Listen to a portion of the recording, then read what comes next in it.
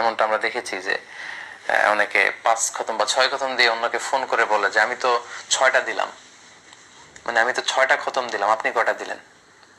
তো উনি আবার বলে যে আমি তো আসলে দিতে পারি নাই, অসুস্থ ছিলাম, আমি 3টা দিয়েছি, গত বছর 5টা দিয়েছিলাম, এবছর এত বেশি দিতে পারি নাই, 3টা দিয়েছি। এই যে খতম দেওয়ার একটা ট্রেডিশন, মানে 5 খতম, 7 খতম, 10 খতম, এবং সেটা আবার অন্যের সাথে শেয়ার করা বা অনেকটা শো অফের মতো করা, এটা কিন্তু আসলে মূল দাবি বা উদ্দেশ্য ছিল না কোরআন নাজিলের।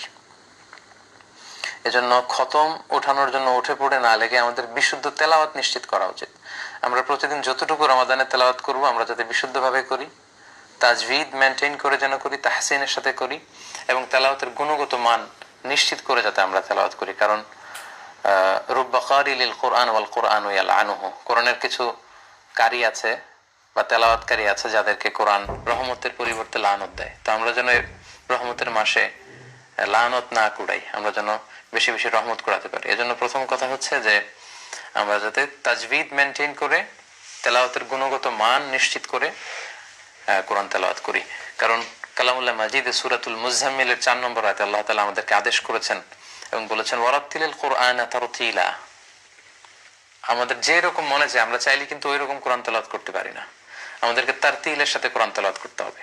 তারতিলের সাথে অর্থাৎ ধীর স্থির ভাবে, থেমে থেমে, তাজভিদ মেনটেন করে তেলাওয়াতের যে গুণগত মান সেটাকে নিশ্চিত করে তেলাওয়াত আদায় করার নামই হচ্ছে তারতিল। আল্লাহর হাবিব সাল্লাল্লাহু আলাইহি ওয়াসাল্লাম তারতিলের সাথে তেলাওয়াত করতেন। আনাস রাদিয়াল্লাহু তাআলা আনহুকে জিজ্ঞেস করা হলো যে আল্লাহর হাবিব সাল্লাল্লাহু আলাইহি ওয়াসাল্লামের তেলাওয়াত কেমন ছিল, তিনি কিভাবে কোরআনকে আবৃত্তি করতেন, কিভাবে তেলাওয়াত করতেন? সাইয়েদনা আনাস রাদিয়াল্লাহু তাআলা আনহু বললেন যে কানাত মাদ্দান, ইয়ানি কানাত কিরাআতু রাসূলুল্লাহ সাল্লাল্লাহু আলাইহি ওয়াসাল্লাম মাদ্দান। আল্লাহ রাসূল সাল্লাল্লাহু আলাইহি ওয়াসাল্লাম যখন কিরাআত করতেন, তিনি কিরাআত পড়তেন বা তেলাওয়াত করতেন, তিনি টেনে টেনে পড়তেন, টেনে টেনে। আলহামদুলিল্লাহি রাব্বিল আলামিন আর রহমানির রহিম মালিকি ইয়াউমিদ্দিন। এই যে টেনে টেনে, কানাত মাদ্দান, টেনে টেনে তেলাওয়াত করতেন, দ্রুত তেলাওয়াত করতেন না। আম্মা জান উম্মে সালামা রাদিয়াল্লাহু তাআলা আনহা, উনাকে জিজ্ঞেস করা হয়েছিল যে কাইফা কানাত কিরাআতু রাসূলিল্লাহ, আল্লাহর হাবিব সাল্লাল্লাহু আলাইহি ওয়াসাল্লাম কিভাবে তেলাওয়াত করতেন? সুনানে তিরমিজির বর্ণনায় তিনি বলছেন যে কানা রাসূলুল্লাহ সাল্লাল্লাহু আলাইহি ওয়াসাল্লাম ইউকাত্তিউ কিরাআতাহু আয়াতান আয়াতান, প্রতি আয়াতে তিনি থামতেন, আয়াত আয়াত করে তেলাওয়াত করতেন। অর্থাৎ আলহামদুলিল্লাহি রাব্বিল আলামিন বলে তিনি থামতেন, তারপর তিনি আর রহমানির রহিম পড়তেন, তারপর থামতেন, তারপর মালিকি ইয়াউমিদ্দিন পড়তেন, তারপর থামতেন। অর্থাৎ প্রতিটি আয়াত তিনি থেমে থেমে শেষ করে এরপর নতুন আয়াতে যেতেন। এটা হচ্ছে আল্লাহর হাবিব সাল্লাল্লাহু আলাইহি ওয়াসাল্লামের তেলাওয়াতের গুণগত বৈশিষ্ট্য। এবং সুনানে আবু দাউদের বর্ণনায় আল্লাহর হাবিব সাল্লাল্লাহু আলাইহি ওয়াসাল্লাম বলেছেন যে যায়িনুল কুরআনা বিআসওয়াতিকুম, তোমরা তোমাদের কণ্ঠের মাধ্যমে কোরআনটাকে সুশোভিত করো, সুন্দর করে সুশোভিত করে তোমরা কোরআন তেলাওয়াত করো। অর্থাৎ যার গলায় আল্লাহ যতটুকু সুর দিয়েছেন, যতটা সুন্দর করে, যতটা আন্তরিকতার সাথে কোরআন তেলাওয়াত করা যায়, ঠিক সেভাবে তোমরা কোরআনিক রিসাইটেশনটা করো। এবং সহিহ বুখারীর এক বর্ণনায় এসেছে যে আল্লাহর হাবিব সাল্লাল্লাহু আলাইহি ওয়াসাল্লাম বলেছেন লাইসা মিন্না মান লাম ইয়াতাগান্না বিল কুরআন, যে গুনগুনিয়ে সুর করে সুন্দর করে কোরআন পড়ে না সে আমার দলভুক্ত নয়। এটা কিন্তু অনেক বড় একটা ধমক, যে যারা সুর করে গুনগুন করে সুন্দর করে কোরআন পড়ে না সে আমার দলভুক্ত, আমার উম্মত হতে পারে না। এটা একটা ধমক। সো আমাদের যার গলায় যতটুকু সুর আছে, আমাদের সুরগুলোকে উজাড় করে দিয়ে খুবই আন্তরিকতার সাথে থেমে থেমে প্রতিটি আয়াত শেষে স্টপ নিয়ে নিয়ে টেনে টেনে যেন আমরা কোরআন তেলাওয়াত করি, তবেই তারতিলের সাথে কোরআন তেলাওয়াত হবে, যেভাবে আল্লাহ রাসূল সাল্লাল্লাহু আলাইহি ওয়াসাল্লাম তেলাওয়াত করতেন। তো আমি খতম দেওয়ার জন্য যে উঠে পড়ে লাগে আমাদের দেশের ট্রেডিশন, কেউ যদি এই তারতিলের যত সিফাত আমি বর্ণনা করলাম এই সবগুলো মেনটেন করে যদি কেউ খতম দিতে পারেন, তাহলে এটা নূরুন আলা নূর, এটা তো অনেক ভালো, এটা প্রশংসনীয়, হাদা মাহমুদ, এটা অবশ্যই প্রশংসনীয়। আপনি তারতিলের সাথে তাজবিদের সাথে থেমে থেমে ধীরে ধীরে যদি কোরআন তেলাওয়াত করে শুরু থেকে শেষ পর্যন্ত রমাদানে যেতে পারেন, এটা খুবই ভালো, এবং এভাবেই কোরআন তেলাওয়াত আমাদের করা উচিত। সেক্ষেত্রে আমি মাঝে মাঝে যারা হয়তো শুরু থেকে শেষ পর্যন্ত শেষ করতে চান বা পারেন না, তাদের জন্য একটা ছোট্ট টিপস শেয়ার করি। সেটি হচ্ছে রমাদানের প্রত্যেক সালাতের পরে যদি আপনি 4 পৃষ্ঠা করে কোরআন তেলাওয়াত করেন, তাহলে প্রতিদিন 20 পৃষ্ঠা আপনার তেলাওয়াত হবে। অর্থাৎ ফজরের সালাতের পরে যেহেতু আপনার ওযু আছে, আপনি 4 পৃষ্ঠা কোরআন পড়ুন যদি সুযোগ হয়। জোহরের সালাতের পরে আরো 4 পৃষ্ঠা পড়ুন, আসরের সালাতের পর আরো 4 পৃষ্ঠা, এভাবে 5 ওয়াক্ত সালাত শেষে 4 পৃষ্ঠা 4 পৃষ্ঠা করে যদি আপনি পড়েন তাহলে 4 5 20 20 পৃষ্ঠা, আর প্রতিটি পাড়ায় 20 পৃষ্ঠা থাকে হেফজ কোরআনে।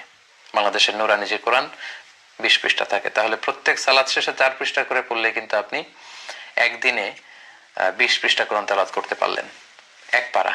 তার মানে 30 দিনে আপনি সহজেই 30 পারা এভাবে পড়তে পারেন। এটা হচ্ছে যাদের পক্ষে সম্ভব হয়ে ওঠে না। আর যারা টাইম ফিক্স করে পড়তে অভ্যস্ত, যে না আমি প্রতিদিন ফজরের পরে 2 ঘন্টা পড়ি বা রমাদানে আমি জোহরের পরে 2 ঘন্টা পড়ি, তাদের কথা ভিন্ন। তারাবির দোয়া আছে, 4 রাকাত পর পর দোয়া আছে। এই দোয়াটা কোনো সুন্নত দোয়া না। তারাবি এখানে আমরা ফাঁকি দিই। তারাবি মানে বিশ্রাম। কেন বিশ্রাম? রাসূলুল্লাহ সাল্লাল্লাহু থেকে বিশ্রামের কোনো কথা হাদিস নেই। সাহাবীদের যুগে যখন জামাতে তারাবি হতো, বেশি সময় না, ইশার পর থেকে সেহরি পর্যন্ত হতো। কয় ঘন্টা? 6 ঘন্টা মাত্র। কখনো কখনো হয়তো 3-4 ঘন্টাও হতো, 12টা 1টায় শেষ হয়ে যেত, এরকম পাওয়া যায়। তো মনে করেন যদি 4 ঘন্টা ধরে 8 রাকাত বা 20 রাকাত নামাজ পড়া হয়, তাহলে আপনার 4 রাকাত পড়তেই আপনার 1 ঘন্টার বেশি চলে যাবে। এই 1 ঘন্টার সময় দাঁড়িয়ে থাকলে স্বভাবতই পা এমনভাবে ব্যথা হয়ে যেত, ফুলে যেত, যে খানিকক্ষণ পা মেলে না বসে থাকলে দাঁড়ানো যেত না। এই জন্য প্রতি 4 রাকাত পরে 1-1.5 ঘন্টা পরে তারা একটু হাত পা শটান করে মেলে দিয়ে কিছুক্ষণ কাজ হয়ে বসতেন। আমরা 4 রাকাত পড়তে কত ঘন্টা লাগে? 10 মিনিট।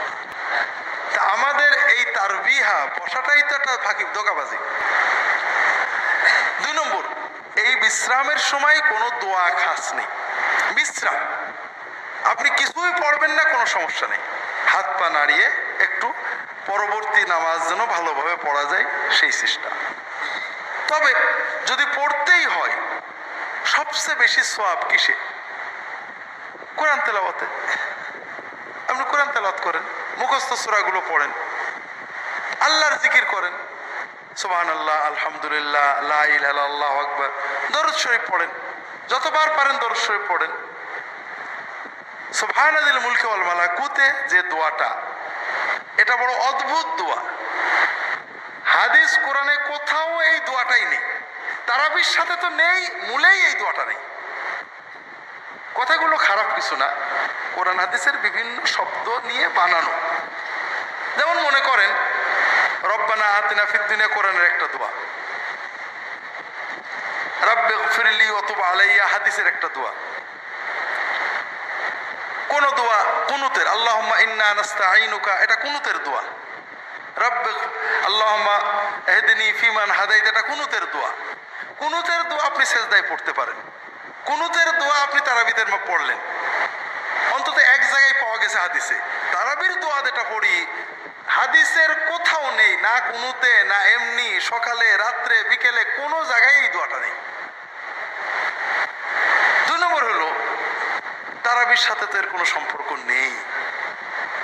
যে মোনাজাতটা আমরা করি, এটা একই অবস্থা, কোরআন হাদিসে কোথাও নেই। এজন্য এই দোয়াগুলো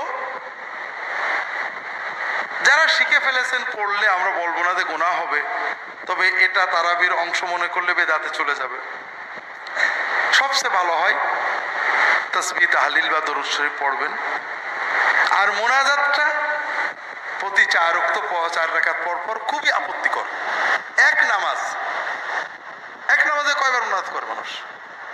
20 রাকাতে তো তারাবি এক নামাজ হলো। এমনিও আমরা বাংলাদেশের মুসলমান আল্লাহর কাছে দোয়া করা বুঝি না। এই যে 4 বার 5 বার আমরা এই যে মোনাজাত করলাম, এই সুযোগটা যদি মুসল্লিদের দেয়া হতো, সেজদাটা একটু বড় করে, এই যে 20 রাকাতের 40টা সেজদাই যদি 10 সেকেন্ড করে বাড়ানো হইতো, ভাই আপনারা এই 40 সেজদায় 40টা দোয়া করবেন, তাতে বরং অনেক কাজ হতো। 40টা সেজদায় রব্বির হামহুমা, আল্লাহুম্মা আইন্নি আলা যিকরিকা ওয়া শুকরিকা, রাব্বিগফিরলি, রব্বানা আতিনা ফিদ দুনিয়া, যদি সুবহান রাব্বিয়াল আলা 3 বার পড়ার পরে 10টা সেকেন্ড 15টা সেকেন্ড সময় দেয়া হতো, ইমাম সাহেব একটা দোয়া পড়তেন, মুক্তাদিরাও একটা দোয়া পড়তো, তাহলে এই যে না বুঝে, কিছুই না বুঝে শুধু হাত মুখ ডলার চেয়ে অনেক বেশি কাজ হতো। এবং কিয়ামুল লাইলের সুন্নত এইটাই যে তুমি রুকু দীর্ঘ করো, সাজদা একটু লম্বা করো, আল্লাহর কাছে চেয়ে নাও।